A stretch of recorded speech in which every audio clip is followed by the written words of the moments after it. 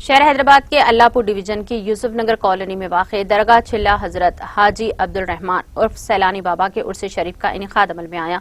इस मौके पर जुलूस संदल बोराबंडा से निकलकर दरगाह शरीफ पहुंचा, जिसकी निगरानी इस्माइल शाह, रहमत अली शाह, नक्शबंदी, खादरी, सहर वर्दी, चिश्ती जद्दाद नशीन ने की है।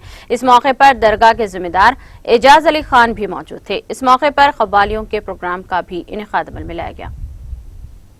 यूसुफ नगर सैलानी बाबा का संदल, कार्मिका नगर से बोराबंडा सफदर नगर तलका पहुँचेगा।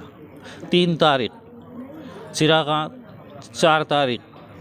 आप लोगों सब गुजारिश है, सब संदल में शरीक हो, महफिल जमाइए। कव्वाली होती, समा होता, 28 को होली जलती है, हर महीना 4 की 16 को समा होता। 3 तारीख को सैलानी बाबा का संदल हुआ। कार्मिका नगर से सफदर नगर यूसुफ नगर में आया है। आज 4 तारीख को संदल का प्रोग्राम है। आज कव्वाली प्रोग्राम भी रहेगा, समा भी रहेगा। आप लोग शिरकत करिए, खाने का प्रोग्राम रहेगा। हर चांद की 16 को सरकार का संदल होता और समा की महफिल सजती। ये मोहम्मद इस्माइल शाह खदरी के सदारत में होता। कितने साल से दरगाह शरीफ? ये 18 साल से हो रहा है।